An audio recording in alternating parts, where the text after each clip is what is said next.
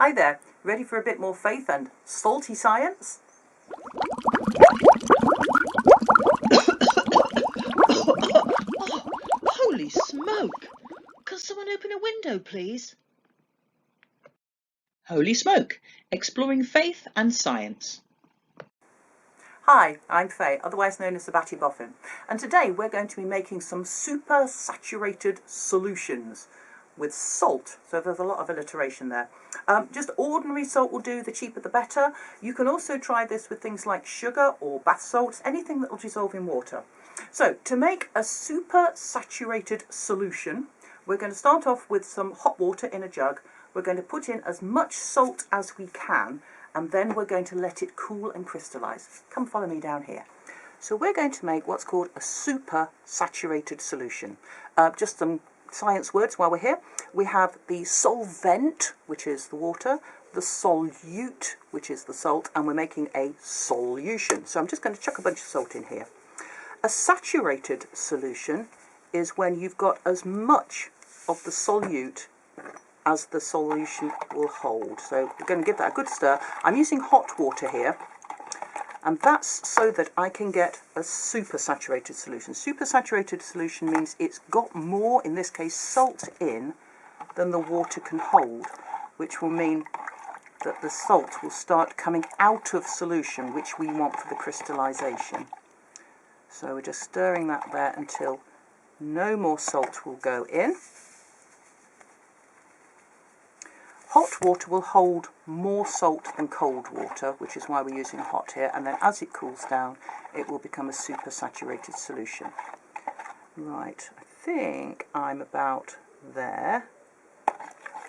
So I'm going to pour some of this into my flat dish, and then we're going to have a little pause with that timer thing, and I want you to have a think about what you think is going to happen.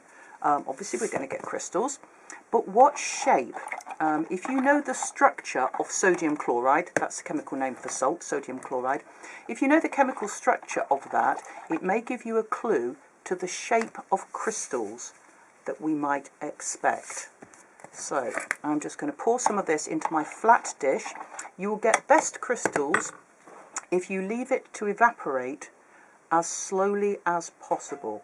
So that's just a shallow dish there, and I'm going to leave that somewhere not too hot to dry, so not like on top of a radiator. That'll evaporate too quickly. You'll get much better crystals if it evaporates slowly. So here comes the ticker, and after that I'll show you one I prepared earlier.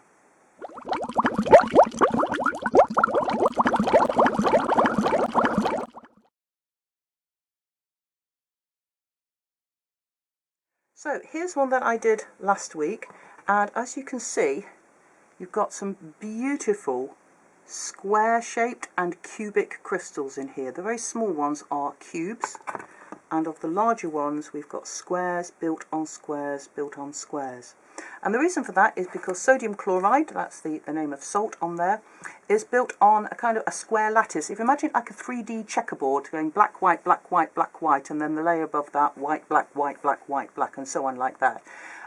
They alternate between the sodium ions and the chloride ions. It's a giant ionic lattice, and it forms cube shapes on here because of the cube shape of its ionic structure. So hopefully you've got something that looks as fabulous as this. You can also try it with a little bit of food colouring in there and see if you can get coloured crystals, and it's a great one to do, isn't it? Beautiful example there of cube shaped sodium chloride crystals. So what great crystals we found there. Well, as well as being beautiful, salt is actually a really important nutrient. Not so much for us these days. Our food has a lot of salt in it already, and we're told to watch the amount of salt in our diet. But in times past, like when Jesus was around, it was a really important nutrient. So much so that some people even got paid in salt. It was part of their pay. It's where we get our word salary from. It's the Latin word for salt. So salt was very important because not only did it give food some good flavour, it also helped to preserve things and stop things going rotten. And I think that's what Jesus was talking about when he spoke. This is Matthew chapter 5. Jesus spoke to the people and said, "You are like salt for the whole human race." We're supposed to be like salt. I don't think Jesus meant we're supposed to give people high blood pressure. I think he was talking we were supposed to make life flavourful and to stop it going rotten, the way that salt works as a preservative. So that's something to think about while you're waiting for your salt crystals to grow. Have fun with that, and I'll see you next time.